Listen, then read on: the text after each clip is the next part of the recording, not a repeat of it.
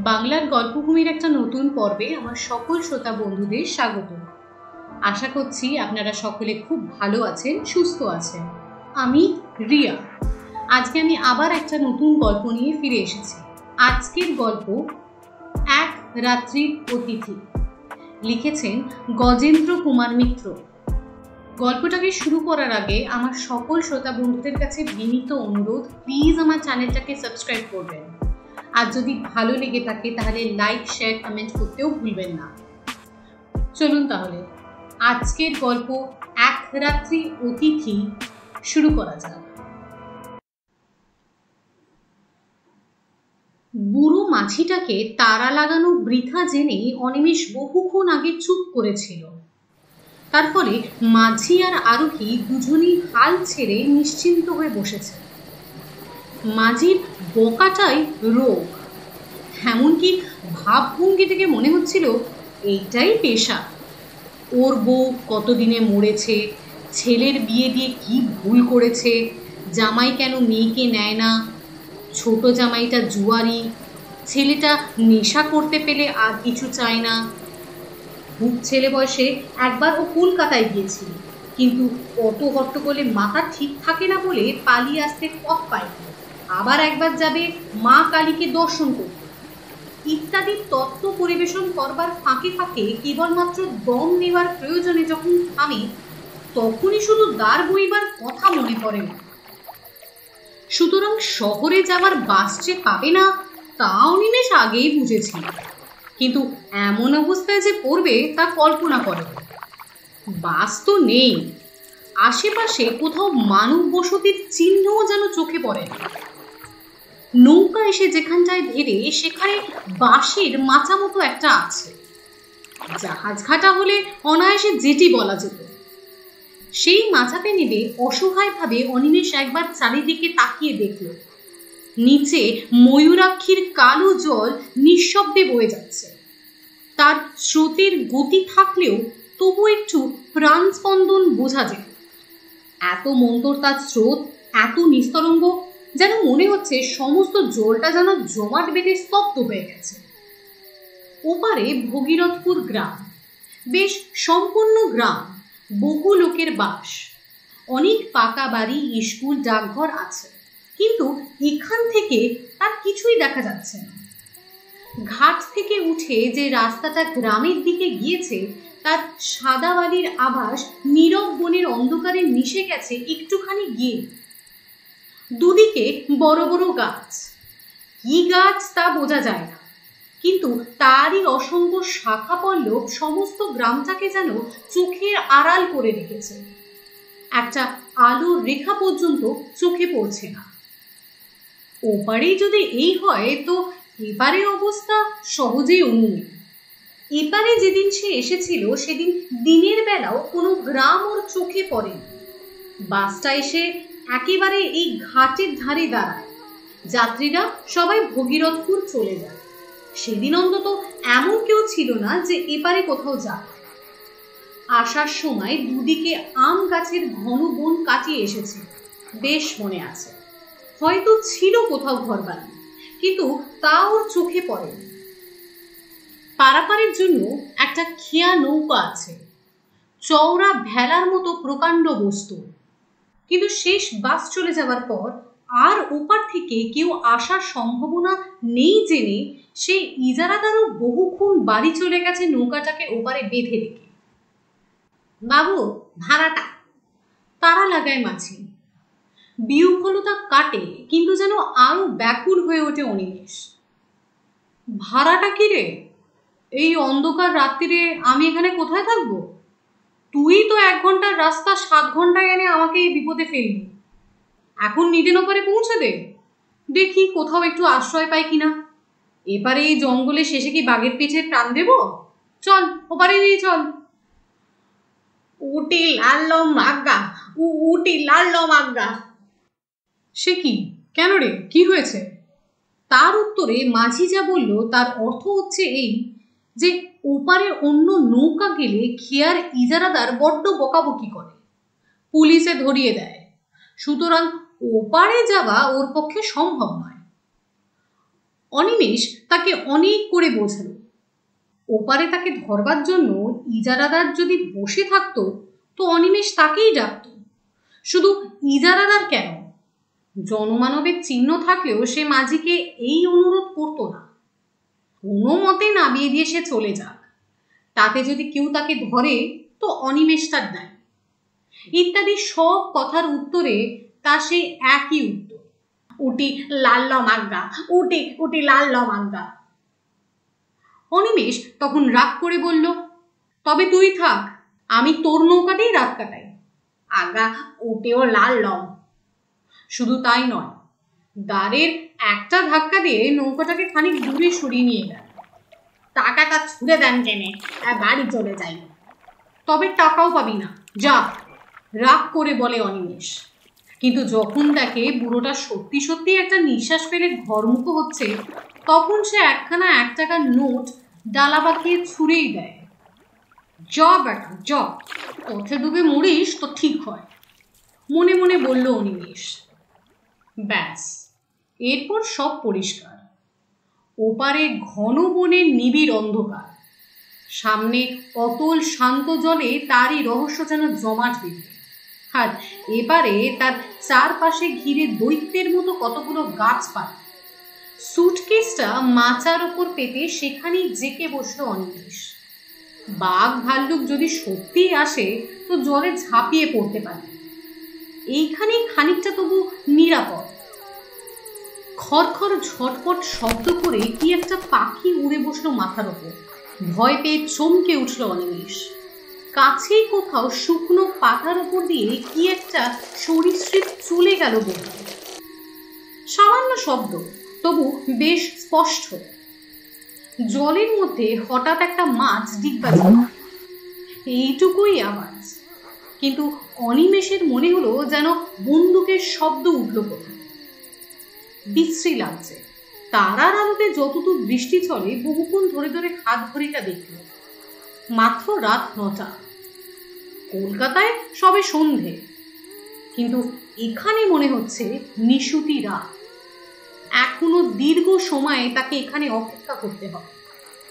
কখন ভোর হবে, তারপর কখন ইজারাদারদের ঘুম ভাঙবে, তবে সে একটু লোকালয়ের মুখ দেখতে পারে। বাস একটা আসে এখানে সকালে 8টা নাগাদ। সন্ধ্যাতে যেটা এসেছে সেটা কাছাকাছি কোনো গ্রামে থাকে। 7টা নাগাদ এখানে এসে দাঁড়ায়, অর্থাৎ প্রায় 12 ঘন্টা এখন। আচ্ছা, হাঁটলে কেমন হয়? বাসের রাস্তাটা ধরে হাঁটতে থাকলে কি আর একটা গ্রাম পাওয়া যায় না কাছাকাছির মধ্যে? কিন্তু সেখানে যদি তাকে আশ্রয় দিতে কেউ না চায়, ডাকাত বলে মনে করে, তাছাড়া দুদিকে যা ঘন বন, যদি বাঘ আসে। মুর্শিদাবাদ জেলায় এইসব অঞ্চলে প্রায় বাঘ বেরোয়। দরকার নেই, 10-11 ঘন্টার সময় একরকম করে কেটে যাবে। ও মশাই, শুনছেন? বাস মিস করেছেন বুঝি? কোথাও আশ্রয় পাননি? অস্ফুট একটা শব্দ করে চমকে উঠল অনিমেষ। বরং আটকে উঠে বলাই ঠিক। কখন নিঃশব্দে কে পেছনে এসে দাঁড়িয়েছে একটুও তো টের পায়নি সে। সামান্য কুটো নড়ার শব্দ দিকেও তো সে কান পেতেই ছিল। কয়েক মুহূর্ত যেন ভয়ে আড়ষ্ট হয়ে থাকে, ঘাড় ফেরাতেও সাহস হয় না। কথাগুলো যে বলেছে সে একেবারে ওর পিছনে এসেই দাঁড়িয়েছে, অত্যন্ত দ্রুত, যেন একটা কথা শেষ হবার আগেই আর একটা কথা শুরু হয়েছে। এইভাবে পরপর 3টি প্রশ্ন করে আগন্তুকটি চুপ করে দাঁড়িয়ে নিঃশ্বাস ফেলেছে। অবশেষে প্রায় মরিয়া হয়েই অনিমেষ ফিরে তাকায়। রোগা কালো গোছের একটি মানুষ, খুব বেঁচে নয়, তাই বলে ট্যাঙাও বলা চলে না। উস্কো খুস্কো একমাথা চুল ও ঘন দাড়ি গোঁফ। ঘন দাড়ি, কিন্তু আবক্ষ বিস্তৃত নয়, মধ্যে মধ্যে কামানো বা ছাটা হয়, এমনই দাড়ি, ওই খোঁচা খোঁচা। একখানা খাটো আধময়না কাপড় পরনে, কোচার খুঁট গায়ে জড়ানো। মোটা ভুরুর আড়ালে কঠোরগত চক্ষুর তীক্ষ্ণ দৃষ্টি নিঃশব্দে শুধুমাত্র চাউনির দ্বারাই যেন অনিমেষের সমস্ত ইতিহাস পূর্বাপর আয়ত্ত করবার চেষ্টা করছে। বুঝেছিল, আপনি বোধহয় কোথাও আশ্রয় পাচ্ছেন না, তাই না? তাহলে বরং চলুন না হয় আমার কুটিরেই, কোনো মতে রাতটা কাটিয়ে দেবেন। হায় রে, কপাল কুণ্ডলারা শুধু উপন্যাসেই দেখা দেয়। যাকগে, নবকুমারের অদৃষ্ট তার নয়, তা তো বোঝাই যাচ্ছে। তাই বলে কি ওর চেয়েও ভদ্র চেহারার কেউ যুক্তে নেই? এই লোকটাকে দেখেই যেন পাগল বলেই মনে হয়। শেষ পর্যন্ত এর আশ্রয়ে গিয়ে কি আরো বিপদে পড়বে? কি বলেন, যাবেন নাকি? আপনি আপনি এখানে, মানে আমতা আমতা করে অনিমেষ। আমার এখানেই একটা ঘর আছে, ওই যে। লোকটা আঙুল দিয়ে দেখায়। সত্যি তো, ওই তো। বলতে গেলে তার সামনেই পাড়ের ওপারে একখানা খড়ের ঘর। ও অঞ্চলে যেমন হয় তেমনি। আশ্চর্য, এতক্ষণ তার চোখে কি হয়েছিল? লোকটা বোধহয় তার মনের ভাব বুঝেই হেসে বলল, ঘরে আলো ছিল না, তাই অন্ধকারে টের পাননি। আমিও বাড়ি ছিল না, নদীর ধার দিয়ে দিয়ে একটু বেড়াতে গিয়েছিল। অন্ধকারে ওই একা একা বেরোতে আমার বেশ লাগে। আচ্ছা, এখানে বাঘের ভয় নেই? আছে বই কি, তবে আমার অত ভয় নেই। মরবার ভয় করি না, করে লাভই বা কি বলুন তো? মরতে তো একদিন হবেই। না, লোকটাকে ঠিক পাগল বলে তো মনে হয় না। চলুন চলুন, ঘরে বসেই কথাবার্তা হবে ক্ষণ। লোকটা তাড়া লাগায়। হ্যাঁ হ্যাঁ, চলুন বলে সুটকেসটা তুলে নেয় অনিমেষ। একখানা নয়, পাশাপাশি দুখানা ছোট ঘর, সামনে এক ফালি দেওয়া। ভেতরের দিকে আরো কি আছে তাও নজরে পড়ল না। দাওয়া বেশ ঝকঝকে করে নিকান, পরিচ্ছন্ন। লোকটি আগে আগে পথ দেখিয়ে নিয়ে গিয়ে ওকে দাওয়াতেই দাঁড় করিয়ে রেখে দৌড় খুলে ভেতরে ঢুকে। তালা চাবির বালাই নেই, দৌড় শুধু ভেজানোই ছিল। ঠেলা দিতেই নিঃশব্দে খুলে গেল। ভেতরে ঢুকে আশ্চর্য রকম ক্ষিপ্ততার সঙ্গে একটা আলো জেলে লোকটি বলল, আসুন আসুন, ভেতরে আসুন। ঘরে আসবাবপত্র বেশি ছিল না। একটি তক্তপোষের উপর একটা মাদুর বিছানো, ওই শয্যা বলতে এই, একটা বালিশ পর্যন্তও নেই। এক পাশে একটা দড়ি টানা, তাতে খান দুই কাপড়, তার মধ্যে একটা লাল মেঝেতে জলের মেজে কলসি, একটি কাঁসার ঘটি এবং পিতলের পিনসুচের একটা মাটির প্রদীপ। এছাড়া আর কোথাও কিচ্ছু নেই। বসুন বসুন বসুন, এই চৌকিটার ওপর বসুন। তারপর খানিকটা নিঃশব্দে দাঁড়িয়ে নিজের দুই হাত ঘষে কেমন এক বিচিত্র হাসি হেসে বললেন, ভালো বিছানা আমার নেই, ওই সুটকেসে মাথা দিয়েই শুতে হয়, আর খাওয়ারও তো কিছু দিতে পারবো না, ঘরে আমার কিছুই নেই। আচ্ছা, আপনি মদ খান? যেন একটা আকস্মিক উগ্রতা দেখা যায় ওর প্রশ্ন করবার ভঙ্গি। না না, রক্ষে করুন, কিছু ব্যস্ত হবেন না আমার জন্য, আশ্রয় পেয়েছি এই ঢের। ওই আশ্রয়টুকুই যা, বাঘ ভাল্লুকের হাত থেকে তো বাঁচলেন অন্তত। তা আশ্রয় ভালোই, ঘরখানা মন্দ নয়, কি বলে? বলতে বলতে হেসে উঠে সে। সাদা ঝকঝকে দাঁত কালো দাড়ির ফাঁকে চকচক করে। অনিমেষের যেন ভালো লাগে না ওর এই ভাবগুলি। আবারও সেই সন্দেহটা মনে জাগে, পাগলের পাল্লা এসে পড়লাম নাকি? আচ্ছা, আপনি এখানে কি করেন? আপাতত কিছু না। আচ্ছা বসুন, আমি আসি। মুখ হাত ধোবেন নাকি?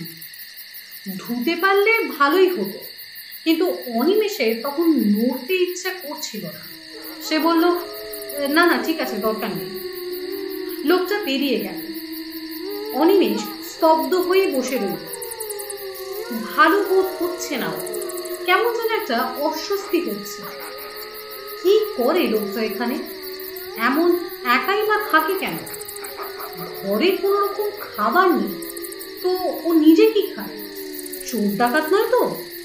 লোকজনকে ভুলিয়ে এনে শেষে যাক বাবা, ঈশ্বর বাঁচিয়েছেন। ব্যাগে ওর খানকত পুরনো জামা কাপড় ছাড়া আর কিছুই নেই। পকেটেও মাত্র টাকা 6 আছে। কিন্তু একটু পরেই সমস্ত দেহ হিম হয়ে ওর মনে পড়ে, এইসব উদ্দেশ্যে যারা নিয়ে আসে ভুলিয়ে টাকা না পেলে আরো হিংস্র হয়ে ওঠে। তাছাড়া মেরে ফেলে তো তারপর দেখবে কি আছে না আছে। ওদের দেশে একবার খুব ডাকাতের উপদ্রব হয়েছিল। তারা একটা লোককে খুন করার পর পেয়েছিল মাত্র একটা আগলা। কখন গৃহস্বামী আবার নিঃশব্দে ওর কাছে এসে দাঁড়িয়েছে অনিমেষ টেরও পায়নি, যদিও খোলা দরজার দিকে চেয়েই বসেছিল সে। আশ্চর্য, লোকটি বলল, এখনই শুয়ে পড়বেন নাকি? যদি ঘুম পেয়ে থাকে তাহলে অন্য কথা, নইলে একটুখানি বসি। কতদিন লোকের সঙ্গে কথা কইতে পারিনি, বলেন তো দুটো কথা বই একটু বাঁচি। এখানে এখানে তেমন লোকজন তো নেই, আসেও না কেউ। অনিমেষ আবারও পূর্ব প্রশ্ন জেদ টানল, তা এমন জায়গায় আপনি থাকিনি বা কেন? সেই হাসি গৃহস্বামীর মুখে, তেমনি নিঃশব্দ হাসি, দাড়ির ফাঁকে শুভ্র দন্তের সেই বিজলী প্রকাশ। ভয় নেই, আমি চোর ডাকাত নই। ঘরে কিছু নেই মানে আমার কিছুই দরকার নেই, থাকারও দরকার হয় না আমার। কেন জানেন? লোকটা নিজেই উত্তর দিল, আমি সাধক, তান্ত্রিক সন্ন্যাসী। সন্ন্যাসী?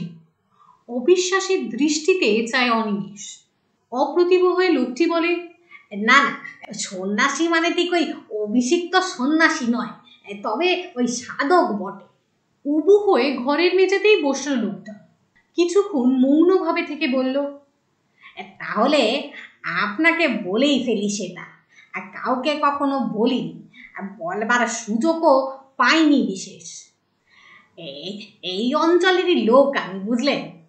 ছেলেবেলা থেকেই নানা বইয়ে তান্ত্রিক সন্ন্যাসীদের অদ্ভুত সব ক্ষমতার কথা পড়ে ওইদিকে মনটা ঝোঁকে। মনে হতো আমিও এইসব সাধনা করে সিদ্ধ হব, তারপর প্রাণ ভরে পৃথিবীর সব ঐশ্বর্য ভোগ করব। আর আমাকে পায় কে? হায় রে, তখন কি আর জানতুম যে ভোগের উদ্দেশ্যে সাধনা করতে এলে সিদ্ধি তো দূরের কথা, সমস্তই খোয়াতে হয় একে একে। এই পর্যন্ত বলে লোকটি চুপ করল। এতক্ষণ অনিমেষও অনেকটা সহজ হয়েছে। লোকটির ভাবভঙ্গি আর কথাবার্তায় সত্য কথা বলছে বলেই মনে হয়। দুশ্চিন্তা অনেকখানি কমে গেল। বাড়ি আমার এই অঞ্চলে নয়, বাড়ি সেই 5 থুপির কাছে। এখানে কেন এলো বলছি, দাদা। বলেছি আপনাকে ছেলেবেলা থেকেই এইদিকে ঝোঁক গিয়েছিল। স্কুলে পড়া হলো না, তার বদলে যত সব ওই ধরনের বই পড়তে লাগলো। পড়তে পড়তে বিশ্বাসটা খুব পাকা হয়ে গেল। কিন্তু গুরু কই? 2-1টা সন্ন্যাসী যা হাতের কাছে পেলুম, দেখলুম সব বাজে, কেউ কিচ্ছু জানে না। অথচ পথ দেখাবে এমন লোক না পেলে এগোবো কি করে? মনটা বড়ই চঞ্চল হয়ে উঠল। খাবার চিন্তা ঠিক ছিল না। মাথার ওপরে বাবা, বড় ভাই সব ছিল, ওই জমি জামা তারাই দেখাশোনা করত। অবশ্য আমি বকুনিও খেয়েছি ঢের, আর কাজকর্ম কিছু করি না বলে, কিন্তু সেসব গায়ে মাখিনি। তবে যত দিন যেতে লাগলো মনটা ততই ব্যাকুল হয়ে উঠল। শেষমেশে ওই আমার 23-24 বছর বয়সে বাড়ি থেকে সামান্য কিছু টাকা নিয়ে বেরিয়ে পড়ল। বেশ বুঝেছিলুম ঘরে বসে আর কিছু হবে না। এ তীর্থ ও তীর্থ করে অনেক দেশই ঘুরলুম। ভালো চাকরি বা ভালো বিয়ে করার অনেক সুযোগও পেয়েছে। জানেন তো, ওই সংসার মায়ার ফাঁদ পেতে রেখে দেয় সারা জগতে। যাই হোক, সেদিকে মন ছিল না বলে কেউ বাঁধতে পারল না। কিন্তু আসল যা উদ্দেশ্য তাও ঠিক কিছু হলো না। এমনই ভাবে যখন ক্রমশ হতাশ হয়ে উঠছি, তখন একদিন বাড়ি ফেরার পথে বলতে গেলে বাড়ির কাছে এসে হঠাৎ একজনকে পেয়ে গেল। বক্রেশ্বরে শ্মশানে এক সাধু থাকেন শুনি, উলঙ্গ থাকেন শ্মশানে শুয়ে। কেউ খেতে দিলে খান, নইলে এমনই থাকে। কাঁচা মাংস, পাতা লতা, এমনকি বিষটা খেতেও তার আপত্তি নেই বোধ হয়। এমন নিষ্পৃহ তিনি। খোঁজ করে করে গেল, প্রথমে তো দেখতেই পাওয়া যায় না। শেষে 3 দিন ধন্না দিয়ে পড়ে থাকতে দর্শন পেল। বিপুল দেহ, তীক্ষ্ণ দৃষ্টি, পাগলের মতো ভাবভঙ্গি। কিন্তু পাগল নন, না না না না। একদিন আমার চোখের সামনেই দুদিক থেকে দুদল ভক্তু তার দর্শন করতে আসছে দেখে আমার চোখের সামনে শিয়ালের দেহ ধরে বনের মধ্যে গিয়ে সেদুলে। কেউ আর খুঁজেই পেল না। বুঝলাম যে এতদিন ধরে যাকে খুঁজছিলুম, এতদিন পরে তাকেই পেয়েছি। অনিমেষের মনেও ততক্ষণে গল্প জমে উঠেছে। লোকটি থামতে সে বলল, তারপর? লোক তো পেল, তাকে ধরি কি করে? কিছুতেই ধরা দেয় না। কিছু বলতে গেলে শ্মশানের পোড়া কাঠ তুলে তেড়ে আসে। একদিন খুব কান্নাকাটি করতে সব শুনলেন মন দিয়ে। কিন্তু তারপর যা বকুনিটি দিলেন, বললেন, ভালো চাস তো এসব মতলব ছাড়। সাধনা করবি তুই ওই 1.5 ছটাক কাপা নিয়ে? তোর কাজ নেই, মরবি একেবারে। তাছাড়া ভোগ করবার জন্য এসব কাজ যে করতে আসে, তার একুল ওকুল টুকুল সব যায়। ঘরে ছেড়ে ঘরে ফিরে যা, যা বিয়ে থা কর। নিজে নিজেই ভগবানকে ডাক, নয়তো কুলগুরুর কাছে দীক্ষা নিস। অনেক কাকুতি মিনতি করলুম, বুঝলেন। বাবার আর দয়া হলো না। আমি কিন্তু মশাই হাড় ছাড়লুম না। আমার তখন জেদ চেপে গেছে কিনা ওই কানেই পড়ে রইলুম। বলতে গেলে কিনা খেয়ে দে। আর গোপনে ওদের দিকে নজর রাখলুম, যদি আসল প্রক্রিয়া কিছু হদিশ পাই, বুঝলেন না। এতদিন কি আর বৃথা এই লাইনে ঘুরেছি? আসলে মানুষ না পাই, ওদের ভেতরের কথা কিছু কিছু জেনেছি বই কি। তারপর কি হলো জানেন? আরো 2-1 সাধক আর ভৈরবী ওখানে এলো বাবার সঙ্গে দেখা করতে। গোপনেই এলো, কিন্তু আমি তো এইখানেই পড়ে থাকি, আমাকে এড়াবে কি করে? পরপর কদিন ওদের চত্র বসলো, তাও দেখল। মনে হলো যে আর কি, সব শিখে গেছে। ওখান থেকে রওনা হয়ে আর বাড়ির দিকে ফিরলুম না। নির্জন স্থান, অথচ শ্মশান, লোকালয়ের কাছে ওই রকম খুঁজতে খুঁজতে এসে পড়ল। পথে নলহাটিতে একজন তান্ত্রিকের কাছে দীক্ষাও নিয়ে নিল। ও মশাই, এলুম তো এখানে, কিন্তু সাধনা আর হয় না। প্রথম দিন থেকেই বিঘ্ন। উপকরণ জোটে তো দিন পাই না, দিন পাই তো উপকরণ নেই। শেষে অনেক কৌশল করে অনেক নিচে নেমে যদি বা সব জোগাড় করলু, মঙ্গলবার আমাবস্যার রাত পেয়ে যেমন আসন করতে বসছি, কি বিঘ্ন কি বিঘ্ন। ধ্যানে মন দেব কি, কিছুতেই মন স্থির করতে পারছি না। এখন এটা বাসের রাস্তা হয়ে শ্মশান এখান থেকে সরে গেছে। আগে আগে এইখানটাতে শ্মশান ছিল, এখন যেখানে ঘর দেখছেন, এই যে এই ঘরটা, এই যেখানে আমরা বসে আছি, এইখানেই সেদিন আসন করে বসেছি। নিজের অজ্ঞাতে অনিমেষ যেন একটু সরে বসল। তারপর বলল, আচ্ছা, বিঘ্ন কিরকম? ভয় পেলেন? শুনেছি তো এরকম সাধনায় বসলে প্রথম প্রথম নানা রকমের ভয় দেখায়, কিন্তু সেটা শুধু পরীক্ষা করার জন্য। আপনিও তো সেরকমই শুনেছিলেন নিশ্চয়ই, তবে ভয় পেলেন কেন? হাসল লোকটা আবারও। কাউকে ছেলে মানুষই করতে দেখলে বিজ্ঞ মানুষেরা যেরম হাসে, কত কটা তেমনই হাসি। বললেন, জানি তো সবাই, কিন্তু শোনা এক জিনিস আর অভিজ্ঞতাটা আর এক। তেমন অভিজ্ঞতা হলে বুঝতে। শুনবেন কেমন? ওই মরার বুকের ওপর বসেছি আসন করে, মরার খুলিতে করে মদ খাচ্ছি, মনে ভয় ডর কিছুই নেই, এই বিশ্বাস হয়ে গিয়েছিল। কিন্তু কিন্তু সেই লোকেরই বুকের মধ্যে হিম হয়ে গেল সেসব শুনে। না না, তেমন ভয়ানক কিছু না। প্রথমে শুরু হলো শুধু ওই ফিস ফিস কথার শব্দ, খিলখিল হাসি, চাপা হাসি। ক্রমেই সেটা বাড়তে লাগলো।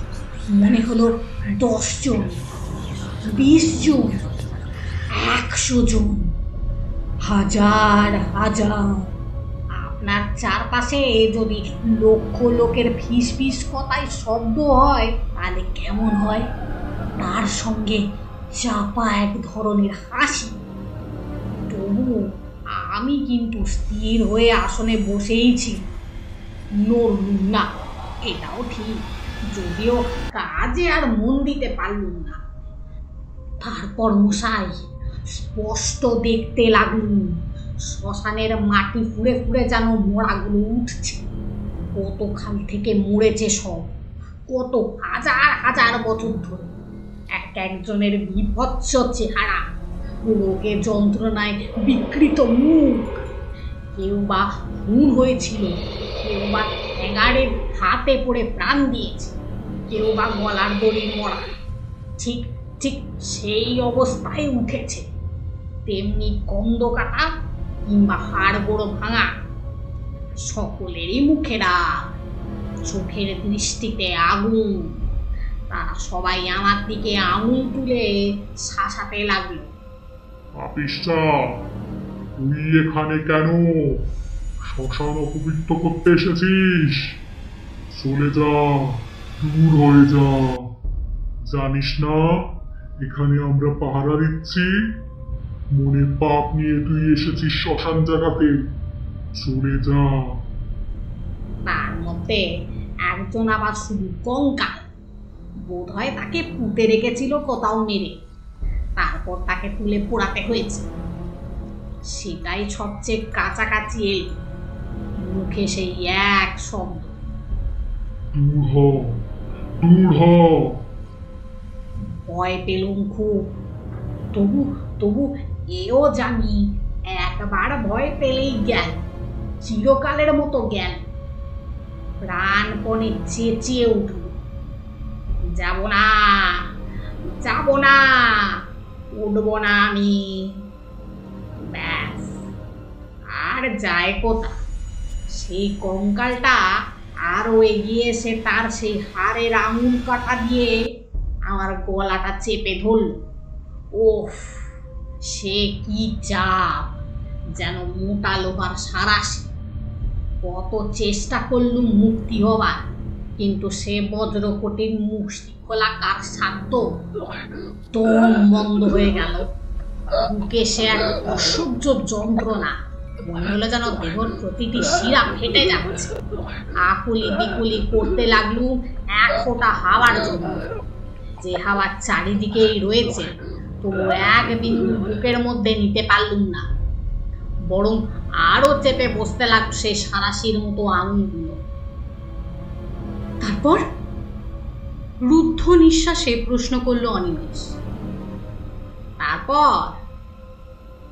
আবার সেই হাসি।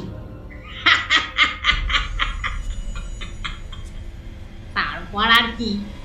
মুক্তি। সেই থেকে ঘুরে বেড়াচ্ছি এইখানেই, কাজ নেই কামাইও নেই, জায়গাটার মায়া ছাড়তে পারিনি। সবচেয়ে কষ্ট হয় কথা কইবার লোক নেই বলে। কিন্তু কিন্তু কথা কইতে গিয়ে একটা অজ্ঞাত আতঙ্কে অনিমেষের যেন গলা কেঁপে যায়। আপনি আপনি মুক্তি পেলেন কি করে? তা আমিও জানি না। এক সময় দেখলুম আমি দাঁড়িয়ে রয়েছি আমারই ভূতপূর্ব আশ্রয়, অর্থাৎ কিনা দেহটার পাশে।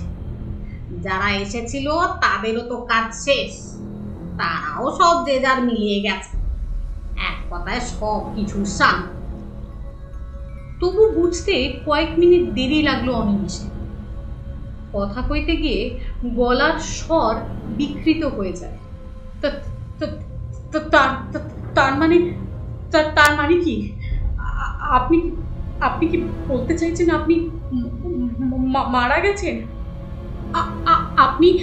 আপনি কি মরা?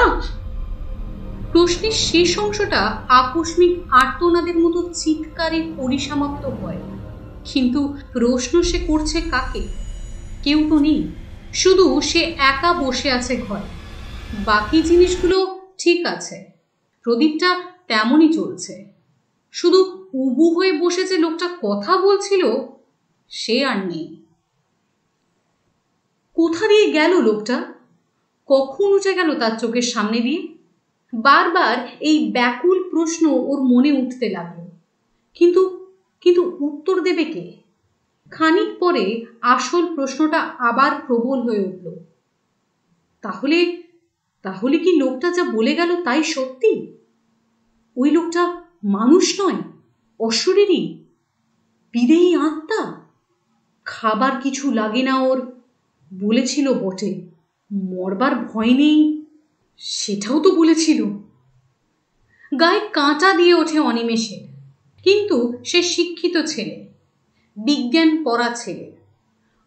ওসব মিথ্যে, কল্পনা, আত্মসমোহন বলেই জানে।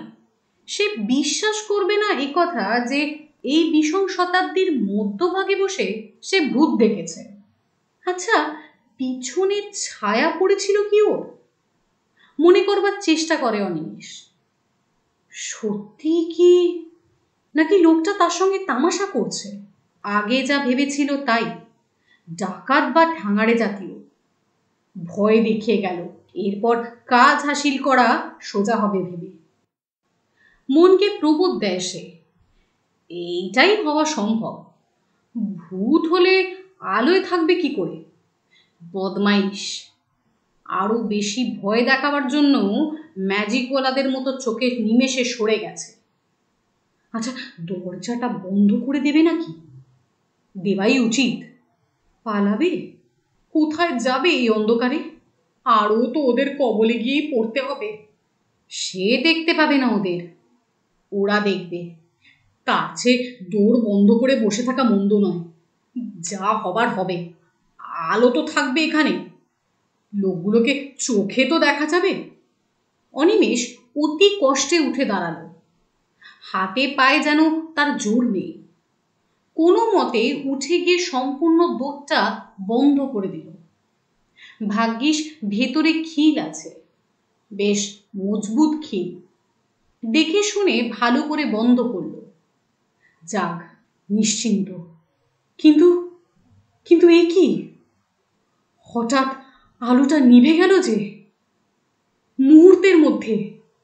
কোনো রকম নোটিস না দিয়েই ঘরটা তার চারপাশ নিঃশব্দ অন্ধকারে ভরে গেল। তেল ছিল না, কিন্তু তাহলে তো একটু একটু করে ম্লান হয়ে আসবে। তবে ভয় ওর গাটা হিম হয়ে গেল। তবে কি ঘরের মধ্যে কেউ ছিল? এখন ফু দিয়ে নিভিয়ে দিল।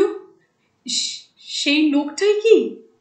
হয়তো তক্তপোষের নিচে ঢুকে গিয়েছিল তখন, সেইখানেই লুকিয়েছিল, তাই সে ওর চলে যাওয়াটা লক্ষ্য করেনি। নিশ্চয়ই তাই। কি সর্বনাশ! এ যে হিতে বিপরীত হলো। ওদের হাত থেকে বাঁচতে গিয়ে একেবারে একেবারে ওদের মুঠোর মধ্যে এসে পড়ল। পকেটে তো দেশলাই পর্যন্ত নেই, যতদূর মনে পড়ে ব্যাগেও নেই। ব্যাগটাই বা কোথায়? চৌকিটা যে ঠিক কোন দিকে তাও তো তার মনে পড়ছে না। উফ, কি বদমাইশ লোকটা! ক্রুদ্ধ স্বরে, হয়তো বা একটু ভীতু কণ্ঠেই অনিমেষ বলে উঠল, কে কে ওখানে? আলো জালো বলছি শিগগিরি, নইলে নইলে ভালো হবে না, দেখিয়ে দেব মজা। কি জানলে না? নিঃশব্দ চারিদিকে, কোথাও একটা জনপ্রাণী আছে বলে মনে পড়ে না। রহস্যময় সুগভীর স্তব্ধতা। ঘরে কি জানলা ছিল? তাও তো মনে পড়ছে না ছাই। জানলাটা খুলে দিলে তবুও একটু তারার আলো আসবে। অনেকক্ষণ চুপ করে দাঁড়িয়ে থেকেও জানলা কোন দিকে মনে পড়ল না। আচ্ছা, একটু এগিয়ে গেলেই তো দেওয়াল, হাতড়ে দেখতে দোষ কি? পরক্ষণেই মনে পড়ল, আরে আচ্ছা বোকা তো সে, দৌড়টাই তো রয়েছে, খুলে বেরিয়ে পড়লেই তো হয়। ঘরের অন্ধকারের চেয়ে বরং বাইরের অন্ধকার অনেক ভালো, তারার আলো তো আছে।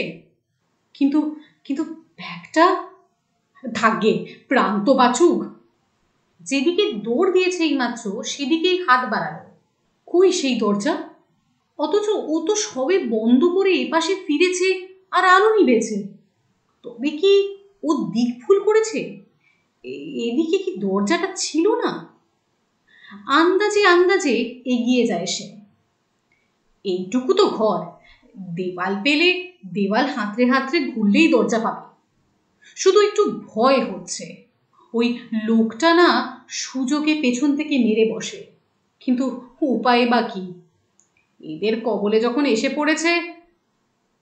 মরিয়া হয়েই এগোলো অনিমেষ। এক পা করে যতটা সম্ভব নিঃশব্দে এগোলো। 1, 2, কি এ যে 20 পা হয়ে গেল।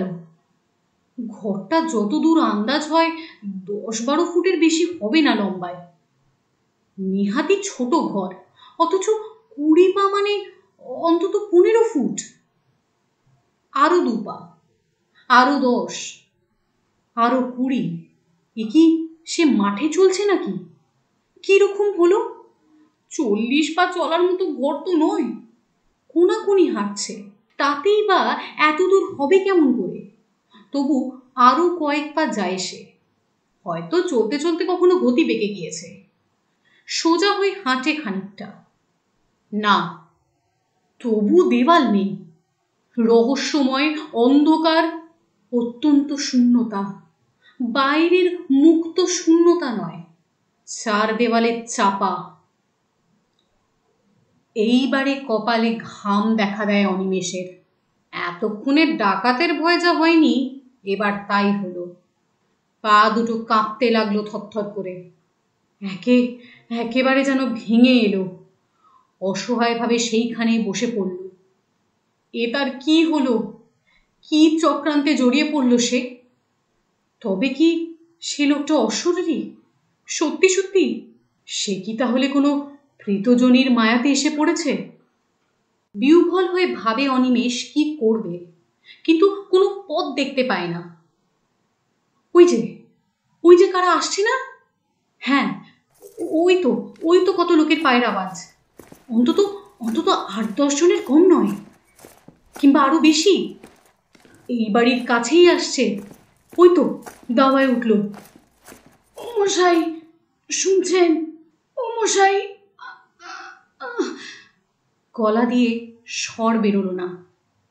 টাগরা শুকিয়ে গিয়েছে, গলা কাঠ। কিন্তু ওরাই যদি সেই ডাকাতের দল হয়, তা হোক, তবু তো তারা মানুষ। ভরসা হলো একটু অনিমেষের। তাহলে অন্তত একটা প্রেতের মায়া নয়। আহ, বাঁচা গেল। হ্যাঁ, ডাকাতি, নইলে ওরা ওরম ফিস করে কথা কইবে কেন? বহু লোক যেন পরস্পরের সঙ্গে ফিস করে কথা বলছে।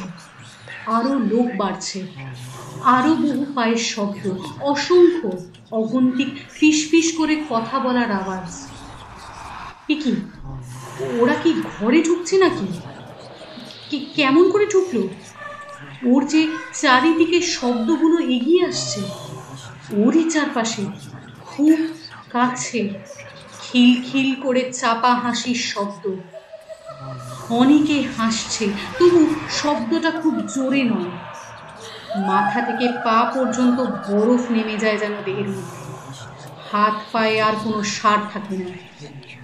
আতঙ্ক যে এমন জিনিস তা আগে অনিমেষ কল্পনাও করেনি।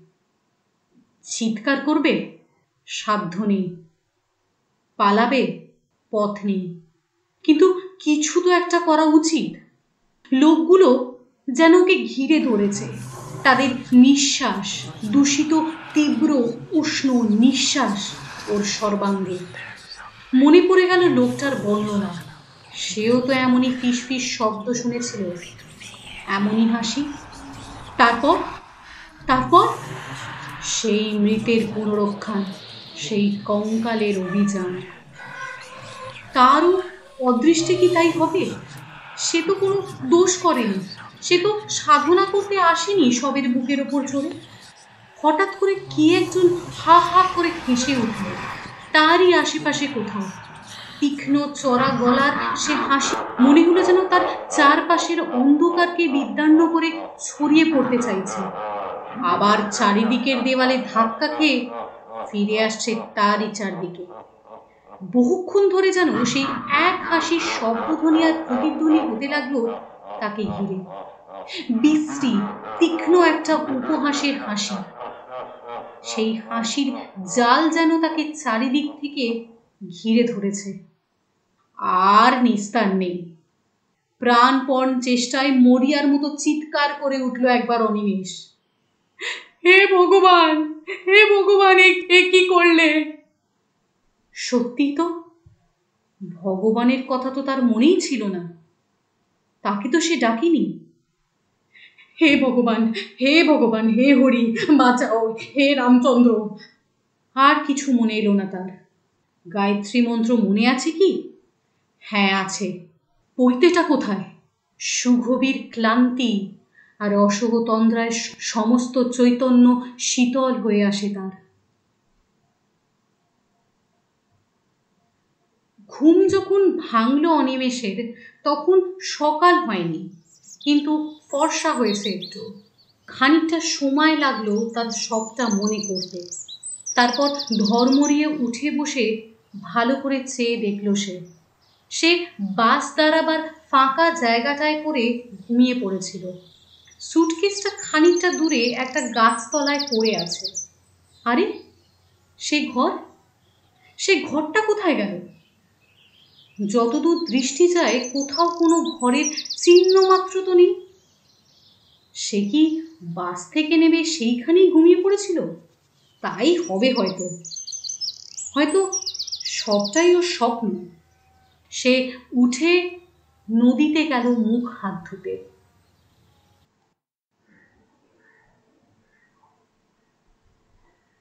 আজকে আপনারা যে গল্পটা শুনলেন সেটি লিখেছেন গজেন্দ্র কুমার মিত্র। গল্পের নাম এক রাত্রির অতিথি। আশা করছি আপনাদের গল্পটা ভালো লেগেছে। যদি ভালো লেগে থাকে তাহলে আমার চ্যানেলটাকে প্লিজ সাবস্ক্রাইব করবেন। গল্পটাকে শেষ পর্যন্ত শোনার জন্য অসংখ্য ধন্যবাদ। আপনারা সকলে ভালো থাকবেন, সুস্থ থাকবেন। আমি আবার ফিরে আসবো একটা নতুন গল্প নিয়ে, বাংলার গল্পভূমিতে।